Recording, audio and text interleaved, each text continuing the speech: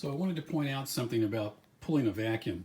If we have a vacuum pump and we have a small hose and we just block it off here and try to pull a vacuum, you're going to see that vacuum drop, which shows you that these hoses, unless they're vacuum rated hoses, have a leak. But if we pull a vacuum on a large tank, like this old R22 tank, we can see that I've pulled it down to 540 microns. It's been sitting there for 15 minutes. And the reason for that is that we've now pulled a vacuum on a large volume. And when you do that, it takes more time for a leak to show up.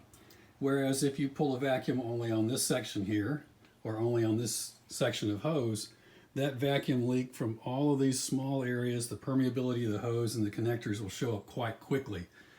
So this would pass a standing vacuum test if you consider the standing vacuum test to pull to 550 and after 10 minutes it doesn't exceed 1,000 microns.